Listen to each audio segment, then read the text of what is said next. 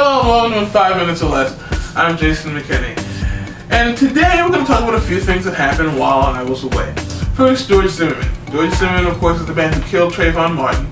And his trial had occurred to find out whether or not he was criminally responsible for Trayvon Martin's death. Unfortunately, a jury of 6 didn't know that was possible, but hey, you learn something new every day. They decided that George Zimmerman was not guilty, and they acquitted him of the charges of killing Trayvon Martin. And it sparked protests around the country and outrage from many people all over the world that this case ended the way it did. And it called for many to repeal the Stand Your Ground law, the law that George Zimmerman used as his defense. I don't think it needs to be repealed so much that it needs to be reformed. I think the law has legitimate use. I just think that there's a big gaping loophole in it that needs to be closed, that needs to be patched. You know, the law passed with bipartisan support, but what people don't seem to realize when they passed it is that this hole was there, and now George Zimmerman's case highlighted it. So hopefully it'll change. Because Stevie Wonder and other artists said they're not coming back to Florida until the law is repealed. Hopefully that changes. Hopefully things will get better in the state of Florida on that count. Now we're going to move on to the next story about Rolling Stone's August issue cover. Because it features Joe Carson-Ive, the accused Boston bomber. So, Rolling Stone, they're going to have a story. They're going to have a story about how a boy from, this other country was enjoying American life, had friends, going to school, looked great. How he went from this boy to this accused Boston bomber.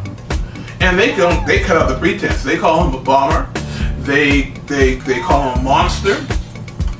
But nobody cares because the photo that they featured on the front of their magazine is a picture that Joe Carr took of himself, and he just looks so Jim Morrison-y, so cute, and people are just so mad now.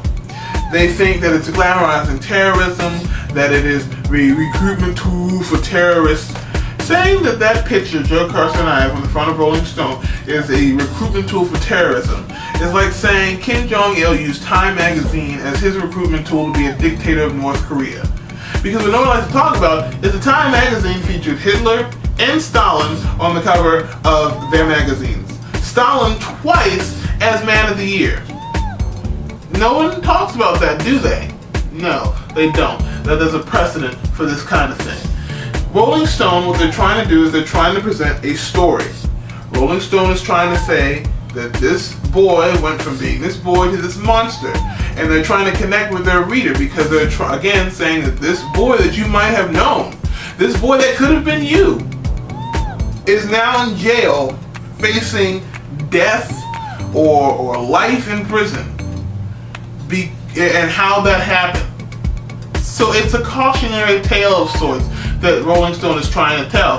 But no one cares because they're all transfixed on this cover. They don't even want to open it. And CVS and Walgreens and a couple other chain stores in Boston, they're all banning the magazine from being sold. Well, what you're doing is you're stifling Rolling Stone's freedom of speech. But that's not even, let's skip the freedom of speech issue. You're just completely missing the point. And it even caused an officer in Boston to release sting photos from the night that Joe Carr was caught. I hope he gets fired. He's suspended, he's facing disciplinary action. I hope he gets fired because there was sensitive information that he didn't need to release. So he released it because he wanted to show the true face of terror. We don't need to see the true face of terror. We already know the true face of terror. Don't patronize me. Saying this is the true face of terror, well, you can't say how that went to that. Stories about how this went to that. You can't say how a baked apple pie went from being a baked apple pie to being a baked apple pie. No, you say how a bunch of apples went from being a bunch of apples to being a baked apple pie. That's how this story works. That's how Rolling Stone's trying to operate. But no one wants to read the article. No one wants to look past the cover or read the freaking caption on the cover to realize that. And I wish they would because I'm outraged at the outrage. It's overblown controversy. I'm Jason McKinney, and this has been the 5 Minutes or Less. Thank you for watching.